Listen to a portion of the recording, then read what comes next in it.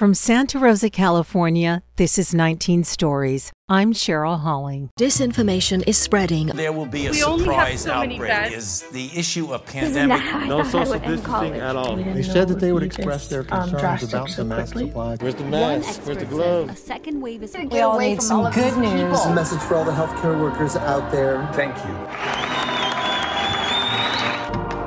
If you're looking for hope tonight, raise your hand. If you feel alone and don't understand, if you're fighting the fight of your life, then stand.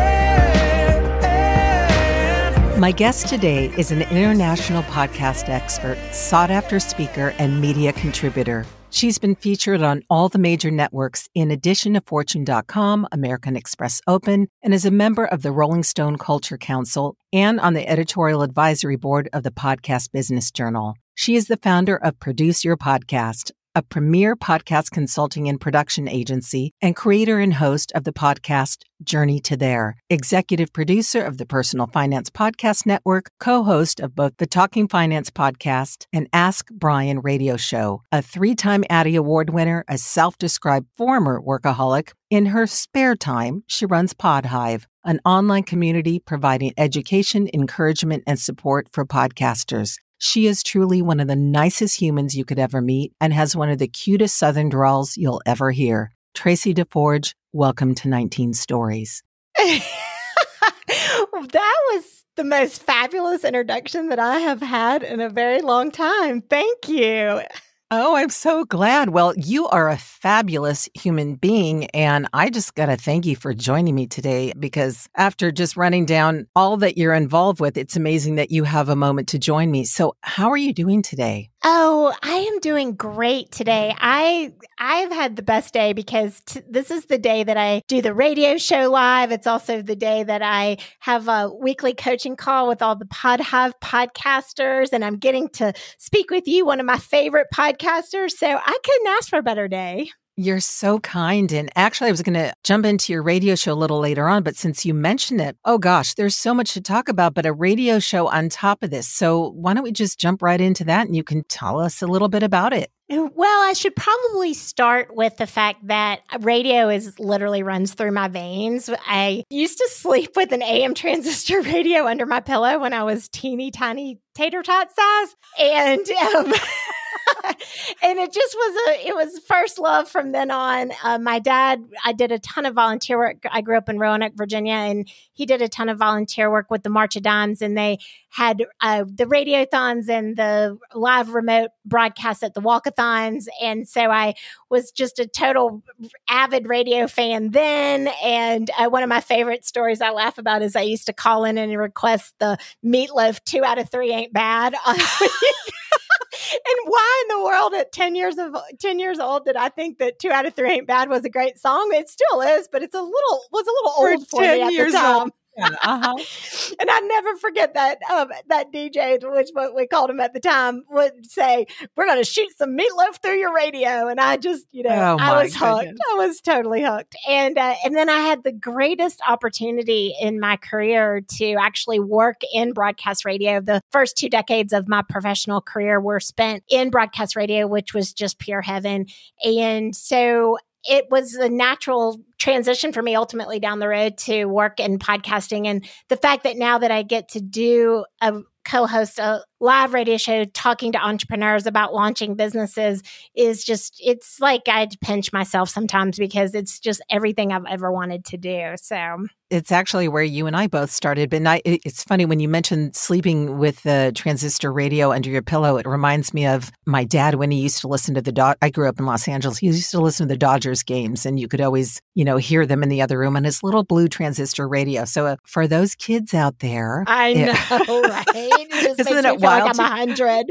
I know. No, it's such a really warm and yummy memory. So you mentioned you're from Roanoke, Virginia, and whereabouts are you? Am I speaking to you from now? Well, right now I am in Taos, New Mexico. So I'm a bit of I was a digital nomad before there was a digital nomad term. I think I've just always really enjoyed the freedom and flexibility of working in different places. And that's one of the reasons why I was very excited when I started my own business. In fact, at that point in time, my broadcast radio career was spent for the majority in the Atlanta, Georgia area, where I lived over half my life. And when I started my own business, I decided that, well, if I'm going to be working from home, I want to work from the beach. So I then relocated to a little barrier island off the coast of Georgia called St. Simon's Island, which is probably more known for Sea Island and the Jekyll Island for the history. And then migrated a little further down to South Florida. And when COVID hit, my husband and I decided to take a little sabbatical out west. And so we've been in Taos, New Mexico for this year. And then who knows after that, it'll just more to be revealed on where this little gypsy soul will land. Well, speaking of which, what are your current shelter-in-place directives, if there are any, in Taos, New Mexico? And given the nature of your work, Traci, and the fact that you have been a digital nomad, how have these past 15 months affected your workflow? And have you been busier than you anticipated, especially with so many people entering the field of podcasting? Or how has it affected it? That's such a great question. So when the pandemic very first got super real with the lockdown in March of 2020, as every small business owner felt probably this big fear. I experienced that in terms of, we've always been a remote company. I launched Produce Your Podcast in 2016 when people were still having conversations about what is a podcast. Gratefully, we don't have those conversations anymore so much, but we've always been a 100% remote company. We're one of the few companies in the country, maybe even in the world, who have always produced our clients remotely with a live engineer through a virtual studio. So it wasn't intimidating for us. We didn't have to pivot in terms of our systems or our workflow as much as there was just this paralyzing fear, especially if you owned your own business in 2008 and 2009, of what will people do? Will they change their budgets? Will they change their marketing strategies? What will happen? And so we are so blessed, and I say this with a tremendous amount of humility and grace. We actually were very much appreciated during the pandemic. A lot of people launched podcasts probably quicker and more expediently than they may have planned. They might have thought that they were going to launch one, but with remote work and just working from home, it created a lot of opportunities for people to have more time to launch podcasts and focus on the ability to use podcasting as a marketing tool. So for us, we were one of the businesses that really thrived during the pandemic. But again, say that with so much humility and grace, because that wasn't the story for so many people. And we were just really super blessed. But in terms of our team, we have team members that are literally located all over the world. And so it's been really kind of fun as an outsider to watch other people pivot to remote work and be really grateful that we didn't have to manage that in addition to some of the other challenges that were faced, because we already had a really strong remote team in place. Which is really interesting that you with such a diverse background that you have your podcast production company, you're hosting your own podcast, you're executive producing a podcast network, you're a co-host of another podcast. And I'm just going to take a nap because I'm so tired. I mean, just reading all that you're involved with, I'm like, I imagine that rest is a coveted commodity in your life at this point. So how do you juggle all of that? In fact, and I would really love to know more about your own podcast journey to there, because I've listened to a couple of episodes. I love the premise of it. I love the name of it. How does that align with the rest of the work that you're doing? Wow. So, in the spirit of full transparency, which is my nature, even if I don't want it to be. So Journey to There came before Produce Your Podcast, and it came out of, in the Journey to There, for those who haven't listened to it, is a podcast about exploring the intersection between personal and business growth. And the concept of it is a direct extension of my life. And one of the things that I discovered about my own self first, and then discovered that I was like-minded with thousands of other women entrepreneurs that I've worked with over the years, is that when we are focused so much on our business, we put our personal lives at risk and can become more challenging if we're putting all of our focus into our business, even if it's really good growth. And when things are going really well in our personal lives or we're having personal challenges, it can also affect the growth of our business. And so for me, the word balance has just not ever really been frequent in my vocabulary because I am so all or nothing. I'm not a black and white thinker, but I am a black and white doer, if that makes sense. I am absolutely. always all in, always do everything 100% plus. And so when Journey to There, I really actually wanted to write a book. And there's 3 books that I've wanted to write over the years, and none of them have necessarily come to fruition because I don't like to slow down long enough to type, but I'm obviously a good talker. There's people to do that for you. Yeah, exactly. But at the time I was just I had just come off I've been a business development strategist for several Fortune 500 companies in my career, and I had just come off this amazing project with Weight Watchers International where we had prototyped an event on wellness and really taking care of yourself and focusing on yourself and how important that is to a weight loss journey, but also just to a wellness journey. And I was coming back, that event was in Minneapolis. I was coming back from that event. I was so amazingly inspired. And I just came up with this idea of Journey to There. And I was like, this is the book I'm going to write. This is going to be the one. And then I had that other conversation with myself that said, yeah, so you've said that about 3 times already. What makes this one different? Yeah, I talk to myself a lot. I think we all do, Traci. It's okay. Yeah, but someone told me once, if you're talking to yourself, you're talking to a crazy person. So I don't really know about all that. So at that point in time, I'll never forget it. I was in the Minneapolis airport. I text Russ Reba, who is an amazing audio engineer, and he actually worked at the radio station the first day I ever went to work at my first job in radio. So we'd known each other for 25 plus years at that point in time. And I texted him and I said, do you produce podcasts? And he said, for you, I would. And my idea around launching the podcast was I felt like if I created the podcast, then it would write the chapters for me. And then I could just take those chapters and turn them into the book. Well, I have, again, in full disclosure, it's been 5 years and I still haven't released that book, but it was the catalyst to launch Produce Your Podcast, which has now helped people get their voices out to the world and make impacts, ripple effects beyond belief. So I'm super grateful that that's how it all transpired.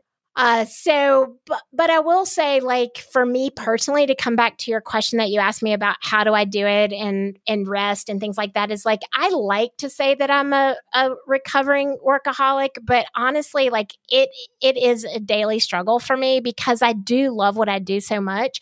But in my personal life, putting my work before everything else, the consequences that I have personally suffered as a result of what I consider to be a 12-step worthy true work addiction.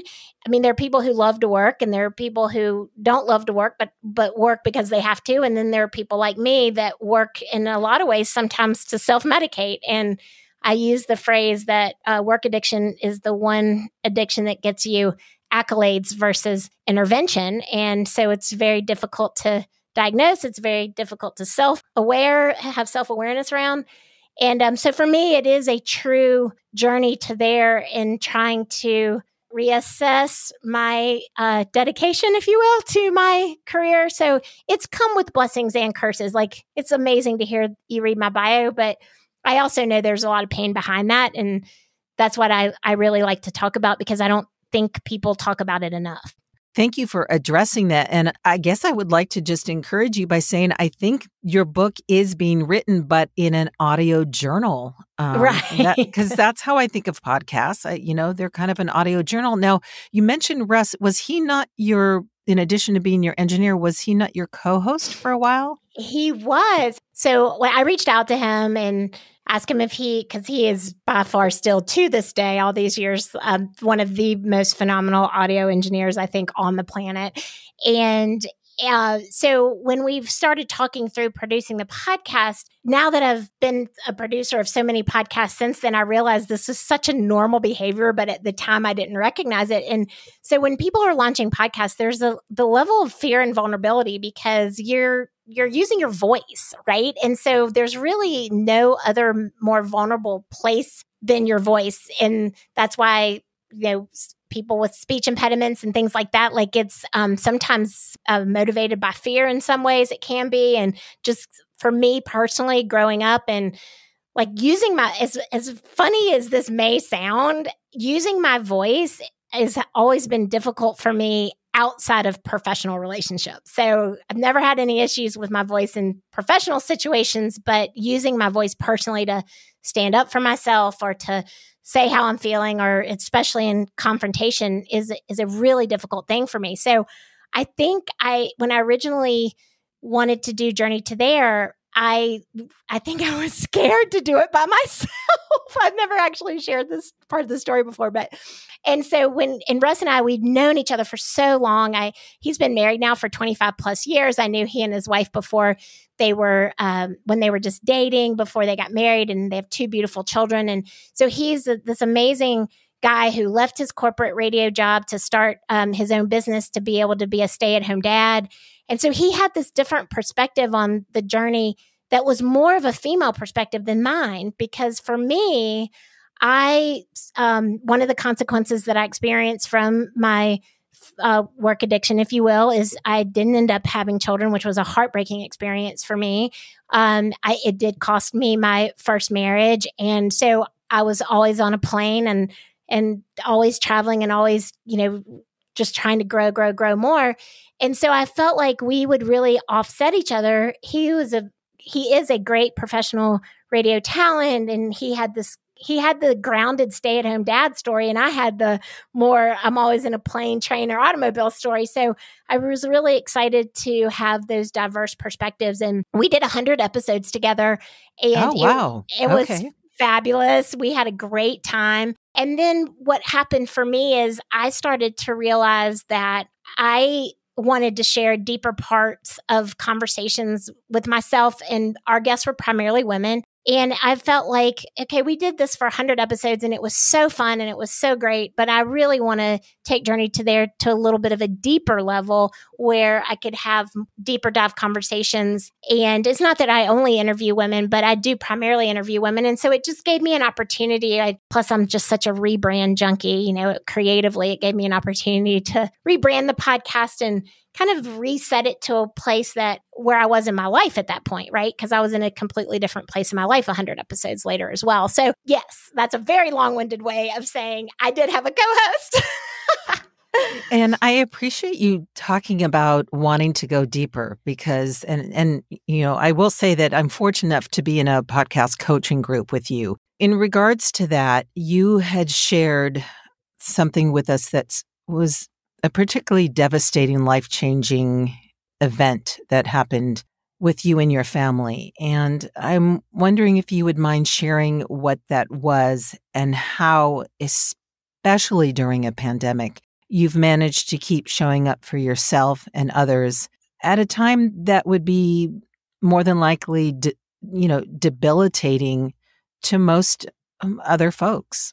Right. Well, thank you for that. And I'm open to talk about it because I want other people to know these things happen. So my brother, who was 2 years older than me, passed away unexpectedly of a drug overdose. And it was shocking to our family, primarily because he had been in recovery for about a year. And so he had a long struggle with alcohol and drugs throughout his adult life. And so there were a lot of other times in our family unit that we would have expected that to happen. But it was really something that completely caught us off guard because of the fact that he had really made a lot of significant life changes leading up to that. And in addition to that, my husband's son, which you don't know, but my husband's son 4 years ago, he passed away of a drug overdose. So Traci, it's just been something that, it's affected our family, and it's something that it's been very difficult for my parents to talk about. They're in their 80s, and I think that it's just been a really difficult thing for them to get their heads wrapped around. Of course, they're still in Virginia. I was in New Mexico when the news came through, you do have the challenges of the pandemic and travel, but at this point, things had opened up a little bit more, so that wasn't as big of a challenge. But I think it's just this whole idea of like and I remember when Nick passed away, my husband's son, I remember him saying, I'm not shocked by it so much as I'm really at a loss of hope, because I think whenever there's a person in your family or in your immediate circle of friends or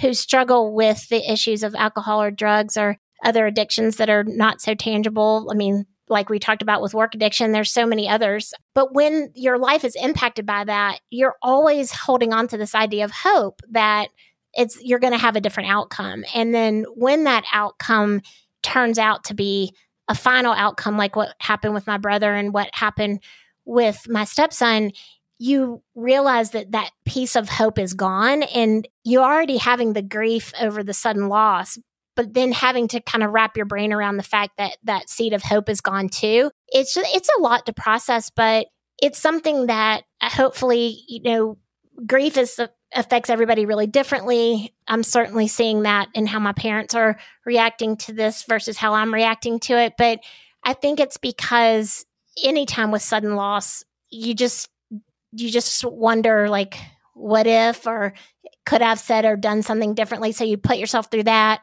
But at the end of the day, I think, for me, I know he is at the most peaceful place that he's probably ever been, because he was so tormented for so long.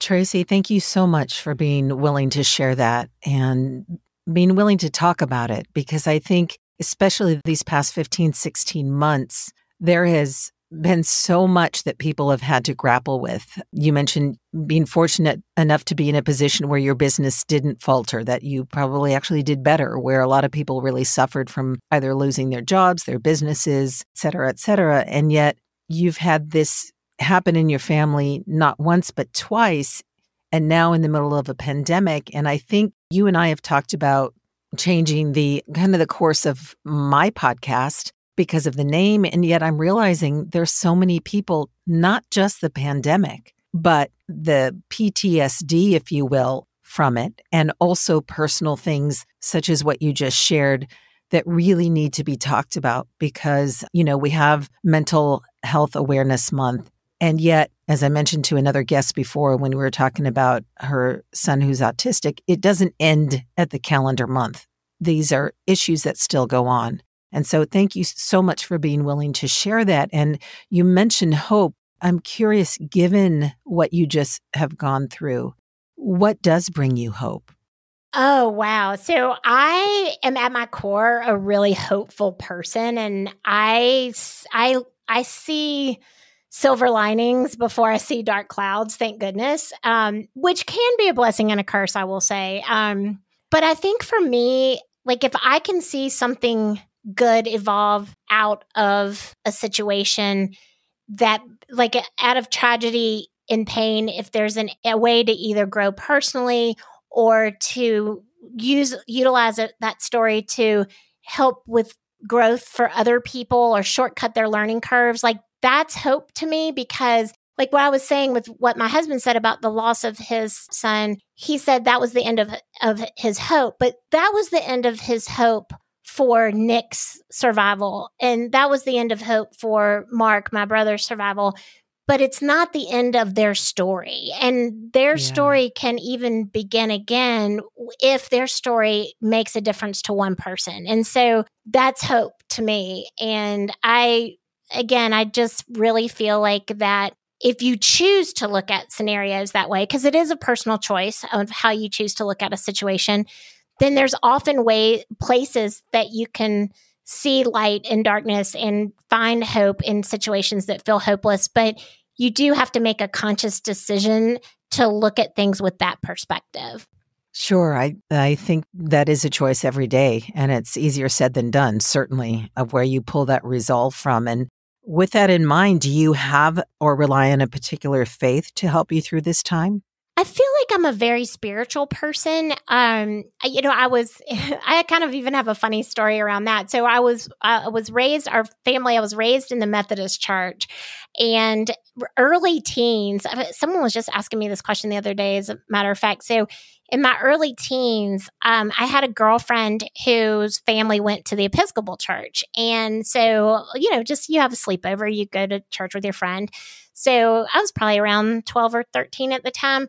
And so I went to the Episcopal church I remember her name's Laura, and childhood friend. And so I went to the Episcopal church, and I remember that I came home and I told my parents, I said, I want to be an Episcopal person because I think it feels like you go to church when you go to the Episcopal church. I said, I don't think it feels like church when you go to the Methodist church, because the Methodist church for me was always like our friends in our neighborhood or the club that we belonged to. It was much more of like a social experience. And I guess at a very young age, I had my first spiritual experience, which was in the Episcopal church. And so as a result of that, I made a conscious decision at my little preteen brain age to become an Episcopalian. So I am definitely, I guess, still an Episcopalian. But when I went to my freshman year of college, I took my first real global religion course as part of the electives. And I just felt like my eyes got so open to all of the different religions and all of the different pathways. And what that said to me was it just really broadened my perspective in that you can, I honed this phrase that you don't have to pass the plate to pray. And I have always kind of stuck with that. It's like I'm not opposed to any kind of organized religion by any stretch, but I just feel like I'd much rather be a spiritual being where I can connect spiritually outside of a brick and mortar establishment, so to speak. Just kind of pivoting to, because when you were giving me that answer, I was thinking of color, and it reminded me of another project that you have called Pop of Color.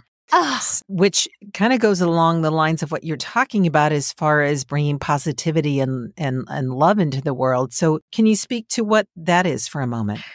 Oh boy, that's coming back from the archives. I'm so glad you brought it up though. I mean, I'm like grinning from ear to ear. I love Pop of Color, and it started as a morning show segment on an FM radio station in Georgia. And it was just, it was before I launched Strange There? I think it was right around the same time. It was really close to the same time. And so Pop of Color was just like inspiration for the blank canvas of your day, I think is the tagline for it. And I wrote and recorded these just inspirational, motivational. At the time, I owned a business called Get Your Muse On, which was a destination event business for like paint parties and art retreats and things like that. Because I didn't have anything else to do in my downtime.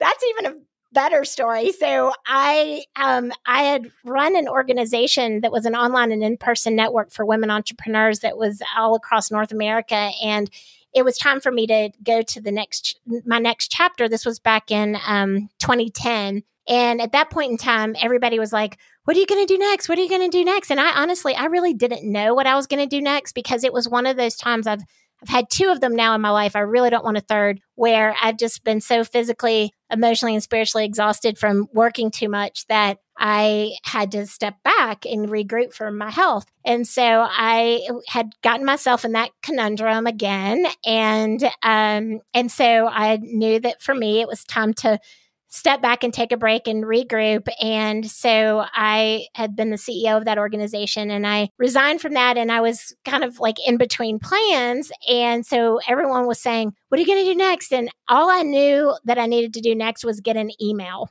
And because it was that basic.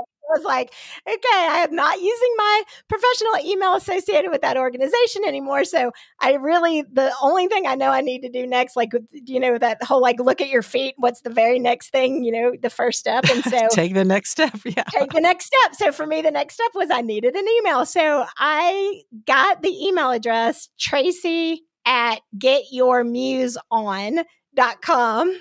And it wasn't anything. It wasn't a business. It wasn't anything. It was just a literal reminder when anyone sent me an email, it would say, Traci, get your muse on, to inspire me to literally I get like my that muse name, by on. the way. It's a great name. Thank you. Yeah, I still love that name. And that business still exists, but my business partner runs it.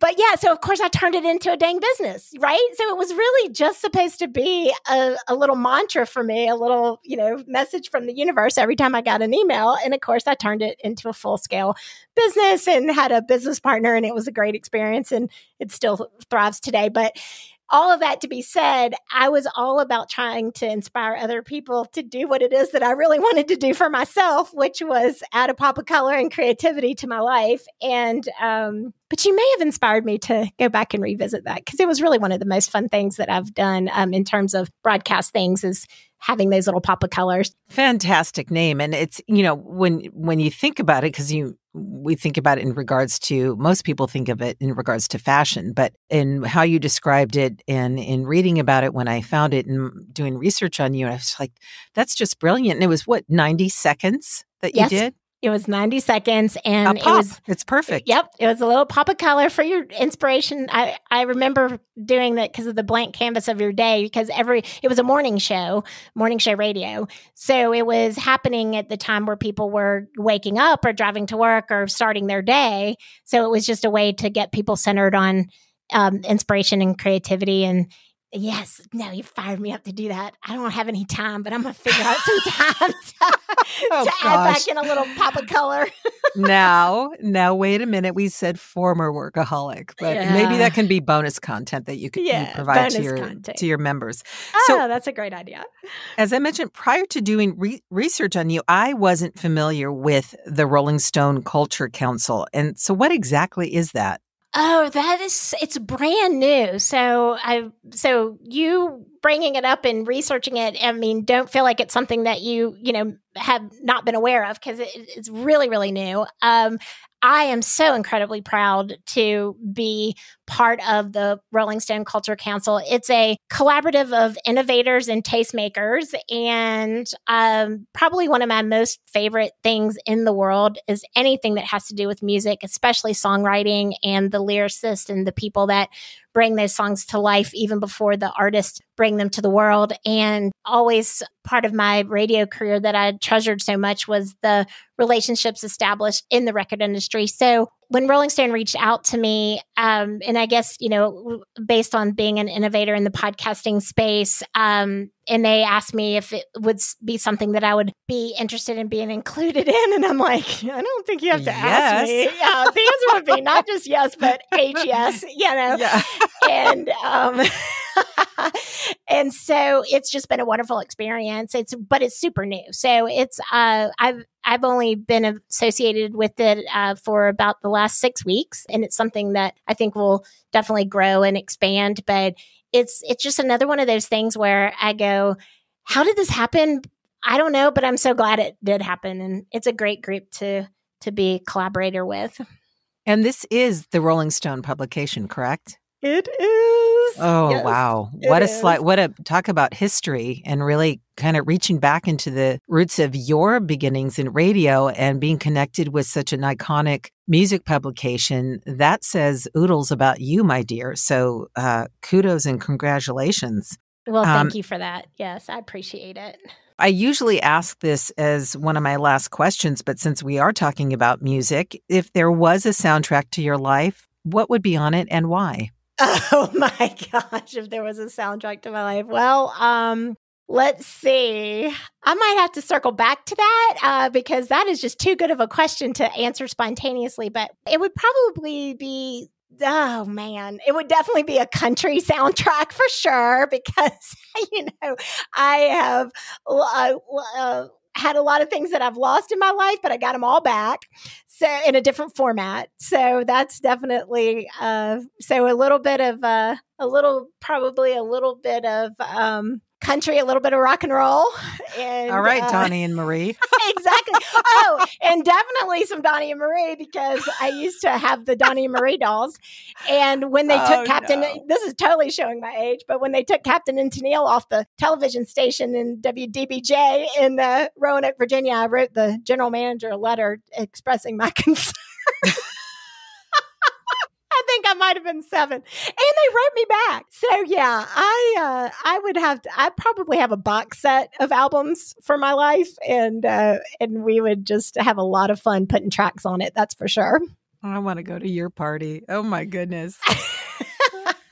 I can't believe a little bit. I was going to say in a little bit of rock and roll, because of course with the Rolling Stones, but when you said country, and I'm thinking a little bit of rock and roll and Donnie Marie, and you were right there. That's wonderful. Right there. Oh yeah, I had the dolls and everything. Oh yeah. You've won 3 Addies, and for our listeners who aren't familiar with what an Addy is, please tell us what an Addy is and what you won them for. Oh gosh, you pulled the questions I never usually get to answer. This is so fun.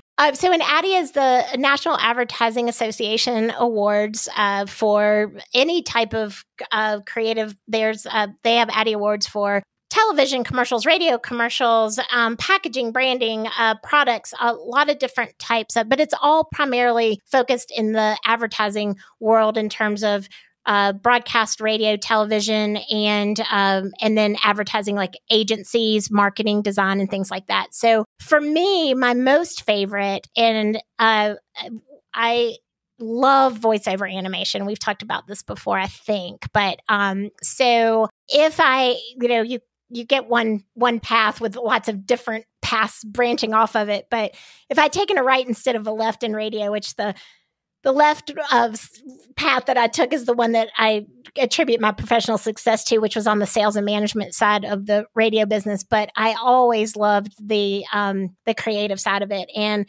so I won an Addy actually for a voiceover animation. It was a best of show, and then it was a character voice that I did for a public service announcement. And no way, I had no idea about that you were involved in voiceover. That's fantastic. Yeah, so if you really want to know what my core dream would have been, is I was a huge Carol Burnett fan. I was a huge Gilda Radner fan, and I really, really wanted to be on Saturday Night Live. And I often joke and say that Tina Fey stole my slot in the universe, because we are about the same age, but she's the one that had the courage to go do it. And I was the one that had the fear to stand on the sidelines and watch her do it. But yes, if I had chosen my path, it would have been basically Tina Fey's path. But that's okay. I'm very excited for her. I read her book. I cried. You and I had no idea about this background and your passion, because you and I are very simpatico in that I always knew I was going to be on SNL. And obviously that didn't happen, but it's so interesting that was a dream of yours. And have you ever contacted Tina Fey? She'd probably be a great guest to have on your podcast. Gosh, no, I've never thought about that. But yeah, maybe I'll send her this episode, and then we'll see if she'll come on Journey to There. But so here's what's so crazy about this voiceover animation aspect. So my first 2 years of college, I went to an all-women's college called Converse College in Spartanburg, South Carolina. And it was really boring, like super boring. And it was pre-cell phone, and it was pre-internet. And so I can't believe I'm telling this, but so I used to do prank phone calls. And and oh yeah, I did. And so then it caught on that I was really good at prank phone calls. So the way that this character, the one that I ultimately ended up winning the Addy for, her name was Eunice Ledbetter. And wait. Go back to that great name. Eunice Ledbetter. Eunice Ledbetter. Yes. Now, was Eunice taken after the Carol Burnett, the Eunice on Carol Burnett? You know, maybe I don't really even remember how I came to create her. But she became quite famous in Spartanburg. Spartanburg's a pretty small town, so not that hard famous, to do, right? But so I kind of got well known for doing these prank phone calls, and so at that point in time, we had long distance phone cards, and so I would have a line down the hall outside my dorm room of people with their phone cards who would be waiting in line for me to call and do Eunice Ledbetter shticks for prank phone calls to their friends. And now, if my parents knew that this is where their college tuition money went, they probably wouldn't be so happy. But I mean, it was incredibly fun. And then they ended up there's a Wofford College that was also in Spartanburg. They ended up putting it in the college newspaper, like, who is Eunice Ledbetter? And people never ended up knowing really that it was me personally, but she became quite infamous. And so then later in life, when I ended up working in radio and then winning that Addy Award, I remember one of my girlfriends from college, she went to work for the Federal Reserve in New Orleans, and at a reunion, she was like, let me make sure I get this straight. I worked my butt off at the Federal Reserve. You did prank phone calls in college, and now you run 12 radio stations. I'm like, pretty much. There is more than one way, more than one path to success, ladies and gentlemen. Yes, that is a fantastic story. I think Eunice needs to come back and do Pop of Color. Now that would be a little podcast moment. Yeah. That would. Oh my! She's been retired for a while, but yeah, she won an Addy. And then the other Addies were for packaging and design for a cookie company that I helped launch for a client that was called Granny Paul's Kitchen. Oh my goodness, woman, a cookie company. Yeah, that was a whole nother chapter. But yeah, it was an amazing packaging design. It was an architect who had this idea he came to me with his grandmother's cookie recipe. It was a snickerdoodle recipe on an index card with coffee stain, the whole story. And he was an architect, and he's like, I really want to do something with my grandmother's cookies recipe. And I was like, well, I've never launched a food product. As long as you know that, I'd be totally willing to work with you on it. But it just, I want you to know I've never done this before. You want to take a chance? We'll do it. And boy, did we do it. We launched it at the Fancy Food Show in New York, and it got picked up into big box stores, and the packaging won an Addy, and it was named after his grandmother, Granny Pearl. And since he was an architect, the idea was to have all of the boxes be little houses. So the first house he designed that was based on his grandmother's house, and that we used that recipe. And then we ended up, it was so cool. And then we had like English tea cookies. And so that was like a little British little house, and they were all, so the houses were all themed. That was the lemon tea cookie, and then we had like all the houses were connected to the type of cookie, and they were just gorgeous. The company's not in existence anymore. I would love to be able to tell people to go buy them, but it was one of those things where he actually ended up wanting to say that he would give me the company for $1 if I would run it, and I was like, I don't want to run a cookie company. I just wanted to create one. So, and then straight out of the box, you win no pun intended, you win an Addy for designing his packaging. That is a fantastic story. And we're coming to the close of this podcast and our time together, but I have a couple more questions for you, because in hearing all of these successes, and you've touched upon how your health has suffered in light of your success because of the amount of work and some of their personal losses or things you've gone without because of that. In addition to that, has there been a fail where it has informed you of course correcting or moving in a different direction that turned it into something that you were either meant to be doing or loved doing? Oh, wow. So, I think I've had a lot of mini stumbles. That's, and I use that as a MANY and MINI for the Southern accent aspect of it, but many stumbles along the way that have been gratefully able to course correct pretty quickly. I think more so than failures, I would say I've had some real business heartbreaks, if you will, professional heartbreaks. Probably my biggest one was when I was running the organization for women entrepreneurs that was an online and in-person network for women entrepreneurs.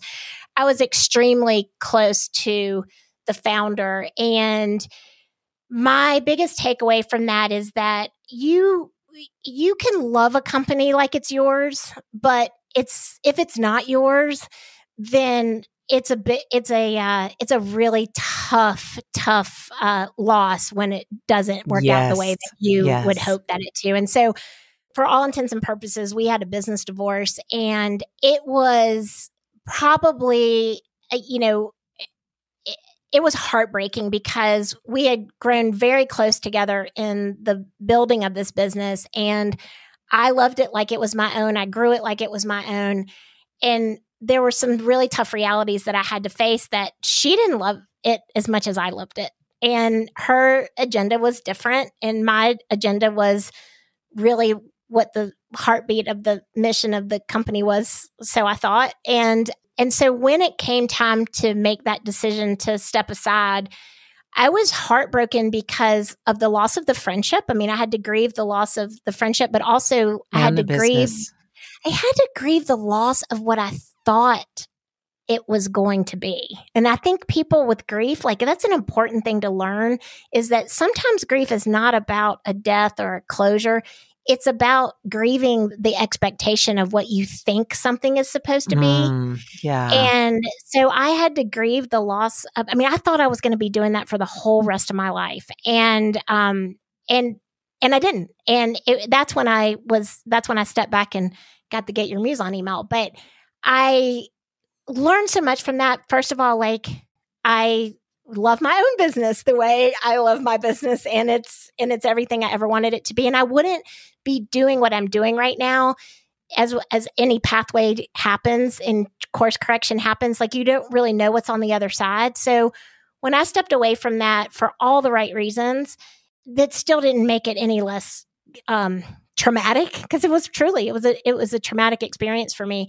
But I made some of the most amazing friendships with other women entrepreneurs across North America that I'm still so close to today. It was the catalyst for me to then do Fortune 500 business development strategy, which I never would have been able to do if I hadn't had that experience.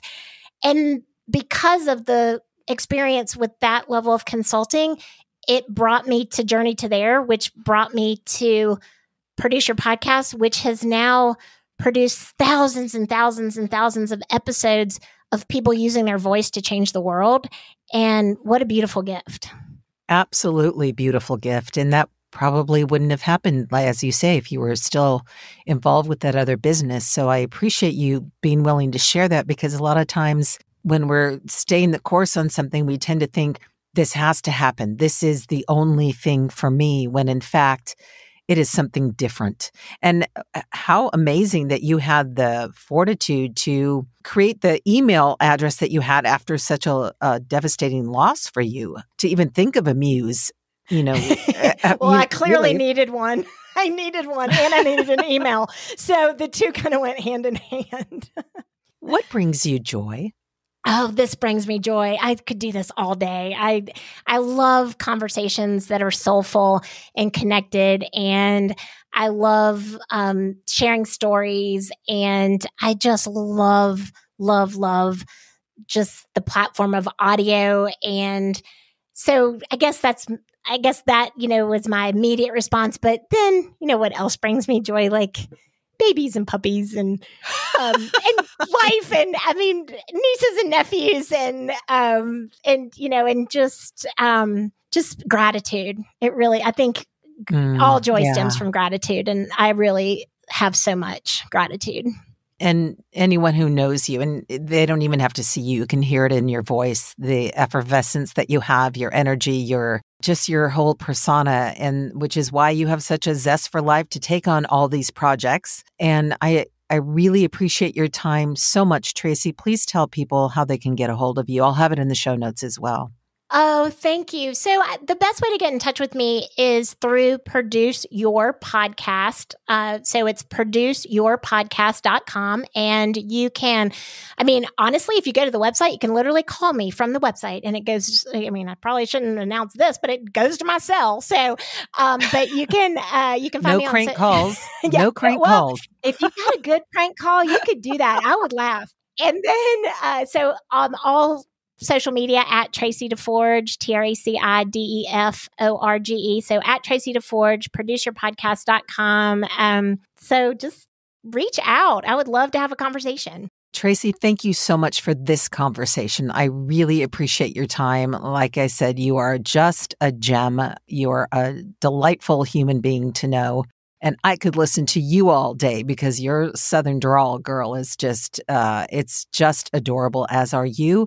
I look forward to staying connected with you and seeing where we both go moving forward. And I just wish you a beautiful and blessed afternoon.